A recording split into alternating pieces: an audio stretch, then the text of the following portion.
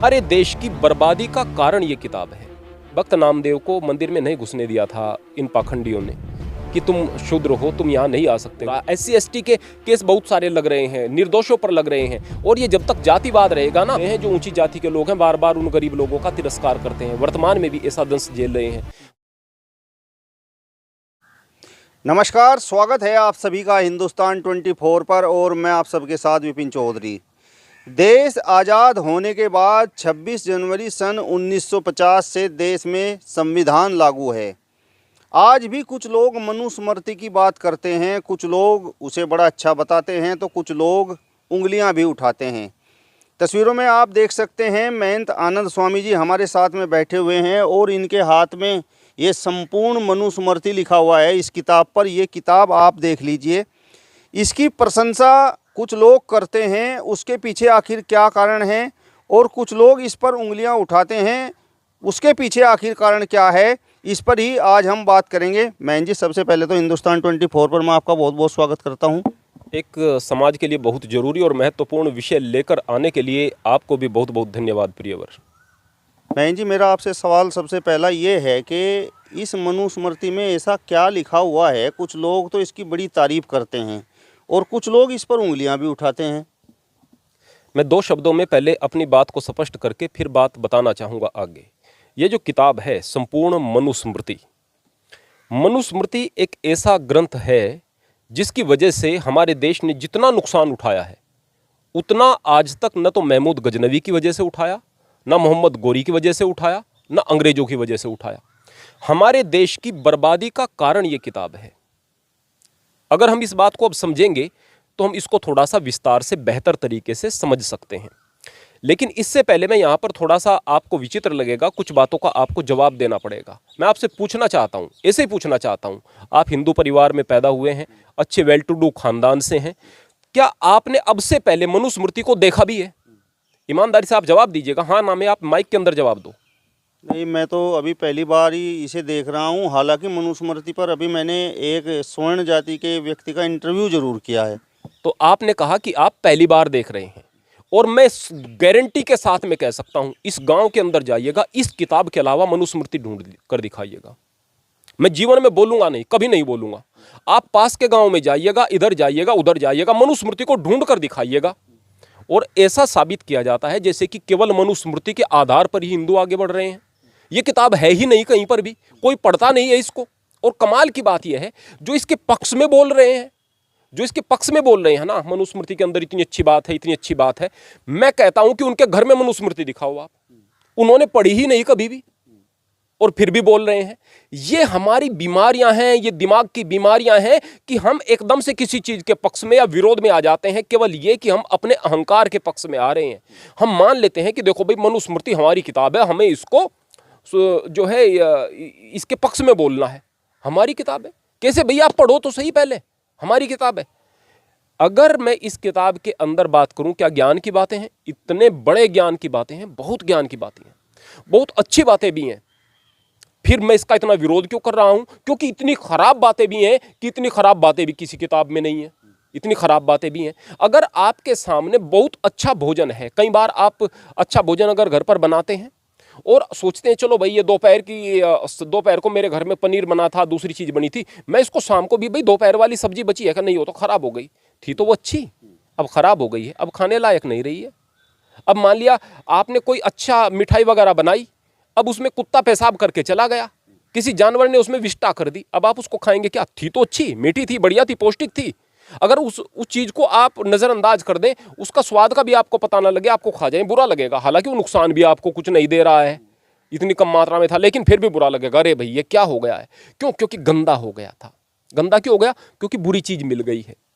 इसमें इतनी बुराइयां मिल गई हैं या मिला दी गई हैं कि अब यह ग्रहण करने योग्य नहीं रही है, और इस देश का पतन हुआ है इस किताब की वजह से। इस बात में कोई शक नहीं है। कुछ लोगों ने तो इसे जलाया है, कुछ लोग तो कहते हैं कि इसको जूते मारने चाहिए। मैं भी यही कहता हूं, मैं भी यही कहता हूं। अब कुछ लोग कहते हैं कि नहीं, इसमें से अच्छी बात निकाल लो और बुरी बात को छोड़ दो इसमें, क्योंकि बुरी बात जोड़ दी गई है। मुझे एक बात बताओ भाई, क्या आपके पास यही किताब है हिंदुओं? आपके पास में वेद है, आपने पढ़े हैं? उसमें कोई जाति की बात नहीं है, उसमें कोई भेदभाव की बात नहीं है। छोड़ दीजिएगा आप वेदों को भी, वेद में भी आप कई बार उलट पुलट करके, क्योंकि उस वेद को पढ़ने से पहले आपको कौमुदी का, आपको ज्ञान होना चाहिए, अच्छी प्रकार से व्याकरण इत्यादि का ज्ञान होना चाहिए। अगर आपको व्याकरण का ज्ञान नहीं है तो वेद को नहीं समझ सकते, छोड़ दिया बात। अगर बात करें वेदांत की, वो तो बहुत आसान है ना। उपनिषद की बात करें, बहुत आसान है ना। दर्शन शास्त्रों की बात करें, आसान है ना। आप उनको पढ़ो ना भाई, श्रीमद् भगवत गीता को पढ़ो ना भाई। आप बार बार इस किताब के पीछे क्यों पड़े हुए हो? जब हम एक गलत चीज को प्रतिपादित करने की कोशिश करते हैं, उसको हम रिफाइंड करने की कोशिश करते हैं, उसमें से गलत चीजें निकाल कर हम कहेंगे हम सही को प्रस्तुत कर रहे हैं, वो सही किसी के सामने नहीं जाएगी, गलत फिर भी आगे जाती रहेंगी। अब इस देश के अंदर ये संपूर्ण मनुस्मृति क्यों छप रही है, जबकि विशुद्ध मनुस्मृति मौजूद है? महर्षि दयानंद सरस्वती जी महाराज ने विशुद्ध मनुस्मृति को लिखा, उसमें कोई इस तरह की बातें नहीं छोड़ी हैं जो कि गलत बात है, गंदी बात है। लेकिन फिर भी ये किताब क्यों मिल रही है? मिलती रहेगी जब तक इस किताब का पूरे तरीके से बहिष्कार नहीं होगा, तब तक मिलती रहेगी। क्यों हम इसको रिफाइंड करके प्राप्त कर रहे हैं? ये दिक्कत की बात है। इस किताब में ऐसा लिखा हुआ क्या है जो आप इसका इतना विरोध कर रहे हैं? मैं आपसे एक बात पूछता हूं। सबसे पहली तो बात यह कि सवर्ण और दलित ये कोई चीज नहीं होता है। कायदे में तो दलित को आप शूद्र नहीं कह सकते, या शूद्र को दलित नहीं कह सकते। दलित तो वो है जो दबा कुचला है, पिछड़ा है, गरीब है, वो दलित है। अब अगर मैं यहाँ पर ब्राह्मण हूँ और मैं बेचारा गरीब हूँ, दबा कुचला हूँ, तो मैं दलित हूँ। उस समय में कहाँ का सवर्ण और कहाँ का ब्राह्मण? इस देश के अंदर बहुत सारे ऐसे ब्राह्मण हैं जो कि बहुत गरीब हैं, जो कि वास्तव में बेचारे बड़ा कठिन जीवन जी रहे हैं, बड़े अच्छे हैं, बड़े अनुशासित हैं, लोगों के साथ मानवता का व्यवहार करने वाले हैं, जातिवाद के खिलाफ हैं, मेहनत करके आगे बढ़ना चाहते हैं। कोई आरक्षण नहीं, कोई कुछ नहीं कि सवर्ण है। सवर्ण हो गए तो उनका क्या दोष भाई? बहुत सारे इस तरह के लोग भी हैं। तो जाति के कारण आप किसी को छोटा, जन्म के कारण किसी को बड़ा, ये सारी की सारी चीज़ें नहीं मानी जा सकती हैं भाई। बहुत सारे इस तरह के लोग भी हमारे देश के अंदर हैं जो वर्तमान में भी इस भेदभाव का दंश झेल रहे हैं। जो ऊंची जाति के लोग हैं बार बार उन गरीब लोगों का तिरस्कार करते हैं, वर्तमान में भी ऐसा दंश झेल रहे हैं। तो अगर जातिवाद की बात हो तो बुरी बात है।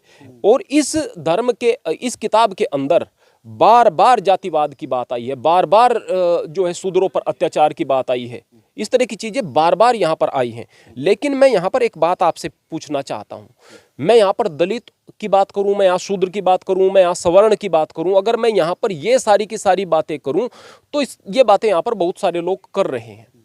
बहुत गलत है और बहुत बुरे तरीके से अपमानित किया गया है उन लोगों को जो कि जन्म के कारण किसी जाति में पैदा हो गए हैं। बहुत बुरा किया है, इस बात में कोई शक नहीं है। मैं एक बात आपको बता देना चाहता हूँ। बाबा साहब श्री भीमराव अंबेडकर इस देश का भारत रत्न थे वो, और इस देश का गौरव रहे हैं। पूरी दुनिया में उनके ज़माने में उनसे ज़्यादा शिक्षित कोई व्यक्ति नहीं था। हिंदू धर्म शास्त्रों को जितनी गहराई से उन्होंने पढ़ा, किसी ने नहीं पढ़ा। जितना इस्लाम को गहराई से जाना, किसी ने नहीं जाना है, किसी ने नहीं जाना है।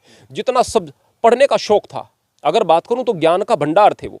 उन्होंने कहा कि यदि मेरे साथ में इस तरह का अमानवीय, या मेरे लोगों के साथ इस तरह का अमानवीय व्यवहार होना बंद नहीं हुआ तो मैं धर्म को छोड़ दूंगा। उसके बाद भी ये लोग नहीं चेते, बोले कि कोई फर्क नहीं पड़ता, धर्म को छोड़ देंगे तो छोड़ देंगे। उनको बार बार तालाब पर पानी पीने के लिए मना किया गया। बहुत सारे लोगों को वो लेकर के गए और उनको हक दिलाया, भाई आप यहाँ पर पानी पिएंगे। और उन्होंने कहा कि भाई मैं इस धर्म में बिल्कुल नहीं रह सकता हूँ जहाँ पर इस तरह की यानी किस वजह से? ये मनुस्मृति की वजह से। मनुस्मृति में इस तरह का भेदभाव लिख दिया गया, मनुस्मृति में इस तरह से लोगों को बांट दिया गया, तो इसकी वजह से बाबा साहब को एक कदम उठाना पड़ा।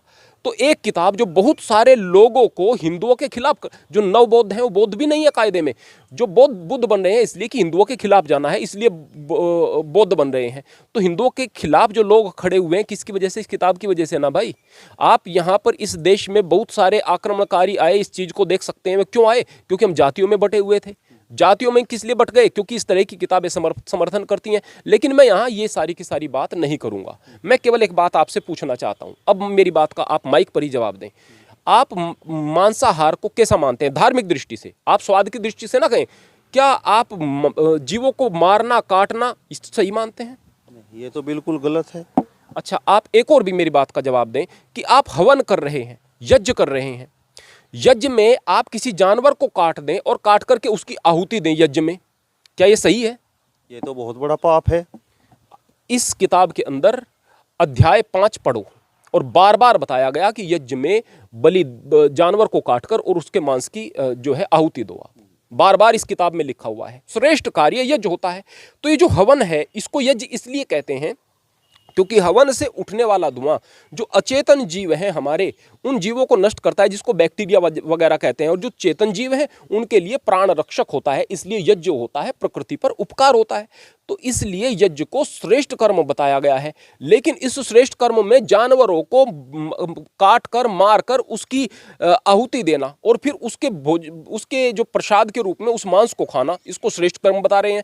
तो आप इस किताब को कैसा कहेंगे भाई? हाँ, निश्चित रूप से इसका समर्थन करेंगे कुछ लोग, वो जो मांसाहारी हैं और हिंदू हैं, दूसरों को तकलीफ देने वाले हैं, हिंदू हैं, जिनके अंदर मानवता नहीं और हिंदू हैं, या फिर वो जिन्होंने इस किताब को पढ़ा नहीं, बस इसलिए कि हमारी किताब है इसलिए सीने से लगा लेंगे। अरे भाई, इस देश के अंदर शूद्रों के साथ भी अत्याचार हुआ है, हमने देखा है, हमने देखा है। इस देश के अंदर ब्राह्मणों का भी तिरस्कार हो रहा है, हम देख रहे हैं, वर्तमान में बहुत सारा हो रहा है। SC ST के केस बहुत सारे लग रहे हैं, निर्दोषों पर लग रहे हैं। और ये जब तक जातिवाद रहेगा ना, तो यहाँ पर न ब्राह्मण सुखी रह सकते, न यहाँ पर दलित सुखी रह सकते, न यहाँ सवर्ण सुखी रह सकते। कायदे में आप ब्राह्मण को भी दुश्मन ना समझो। मैं दलितों से कह रहा हूँ जो अपने आप को दलित कह रहे हैं, बोले कि ये ब्राह्मण है, ये अच्छा हो ही नहीं सकता है। मैं कितने सारे ऐसे ब्राह्मणों को जानता हूँ जातिवाद के खिलाफ काम कर रहे हैं, कितने सारे ब्राह्मणों को जानता हूं जो कि आगे बढ़ करके आपको गले लगाने के लिए तैयार हैं, कितने सारे ऐसे लड़कों को जानता हूं आपके साथ उठते बैठते खाना खाते हैं। लेकिन मेरे पास कमेंट आते हैं कि आप ब्राह्मण हो और ब्राह्मण अच्छा हो ही नहीं सकता, ब्राह्मण होना ही अपने आप में एक गाली है, इस तरह की चीजें।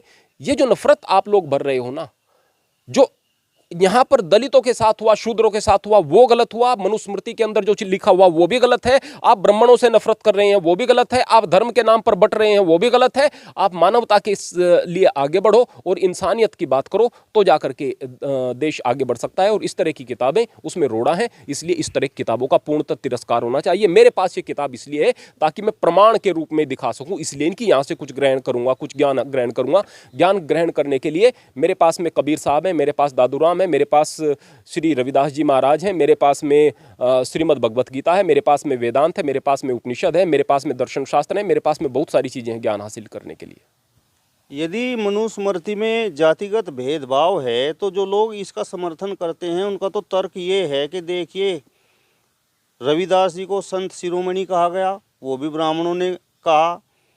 सूरदास, रविदास, तुलसीदास, इन सब को पूजा गया। तो अगर जातिगत भेदभाव होता तो फिर इन्हें सम्मान क्यों मिला? मैं ये बात बहुत दुख के साथ में कहना चाहूँगा कि हम तर्क जो है ना वो गलत देने लगते हैं, गलत देने लगते हैं। अगर रविदास जी ऊंचाई पर गए और वो सम्मानित हैं, तो इस बात को समझिएगा कि रविदास कितने बड़े आदमी होंगे, कितने बड़े आदमी होंगे जो 1000 बाधाओं के बाद में वहाँ पर पहुँचे हैं।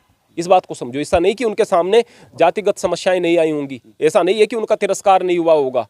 वो इतने बड़ा उनका हो रहा था कि उन सारी चीज़ों के बावजूद वो ऊपर चले गए। बाबा साहब भीमराव अंबेडकर उनको घड़े से पानी नहीं पीने देते थे जब वो विद्यालय में बैठते थे। अब हम तर्क देने लगे कि देखो भाई, वो तो सूट बूट पहन करके घूमते थे, वो तो बड़े अच्छे स्थान पर बैठते थे, देखो वो तो ब्राह्मणों ने वहाँ पर बैठाए। अरे ब्राह्मणों ने नहीं बैठाए, वो उनकी विद्वता ने बैठाए हैं वहाँ पर, उनकी मेहनत ने बैठाए हैं, उनके प्रयास ने उनको वहाँ पर बैठाया है। हम तर्क गलत देने लगते हैं। वास्तव में हर समाज के अंदर, हर स्थान पर अच्छे और बुरे लोग भी होते हैं।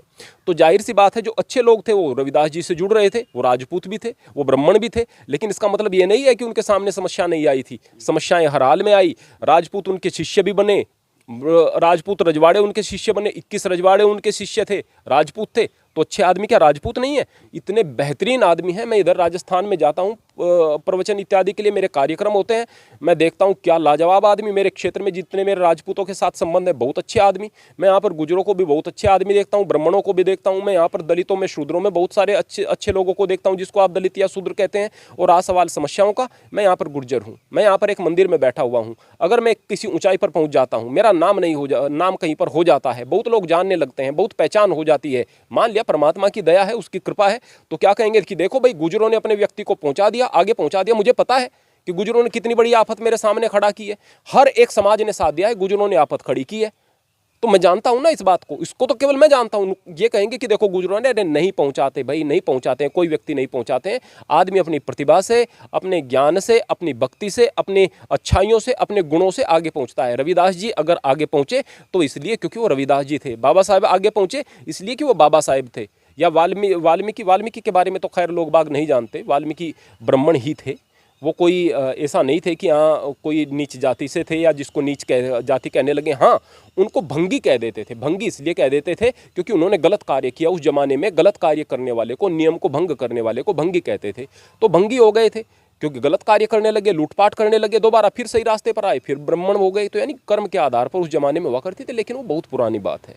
उसके बाद हमने बहुत अत्याचारों का दौर देखा है और इस तरह की चीज़ें देखी हैं और वर्तमान में भी देखने को मिलती है कि जो सवर्ण होते हैं वो दलितों का अपमान करते हैं, शूद्रों का अपमान करते हैं, शूद्र कह करके ये चीज़ें आज भी हो रही हैं।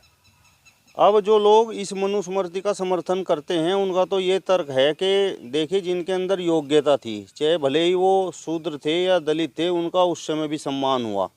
और जो लोग अयोग्य थे, जिनके अंदर कोई क्वालिटी नहीं थी, जिनके अंदर कुछ गुण नहीं था, तो भले ही वह स्वर्ण जाति से हों, उनका तो लोगों ने तिरस्कार किया। यहाँ पर भी मैं एक बात बताता हूँ कि बहुत सारे अच्छे और बहुत सारे योग्य और बहुत प्यारे इंसान दबकर इसलिए रह जाते हैं क्योंकि उनका तिरस्कार होता है। समाज उन्हें घोट घोट कर मार देता है।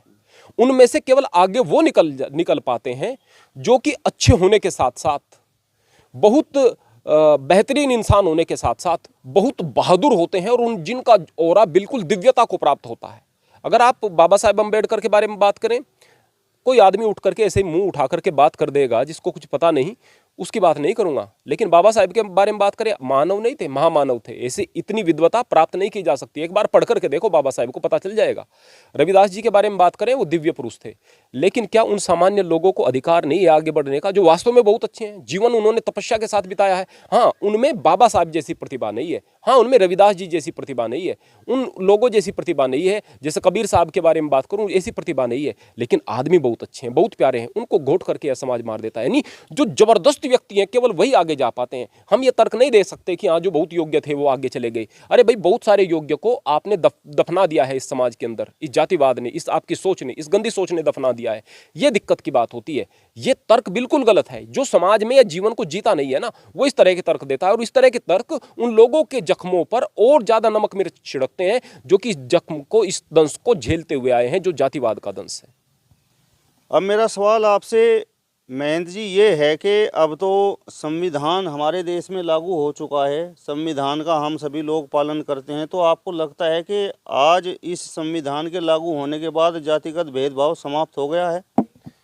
देखिएगा, हम अगर अपने आसपास देखते हैं, यहाँ हमारे मंदिर में सभी लोग आते हैं जो अपने आप को शूद्र कहते हैं, जिन्हें हम शूद्र कहते हैं तथाकथित रूप से, वो भी आते हैं और बड़े सम्मान के साथ में उठते हैं, बैठते हैं, सारा काम होता है। हम अपने आसपास इस तरह का कोई मंदिर नहीं देखते हैं जहाँ पर कि उनको नहीं घुसने दिया जाता है।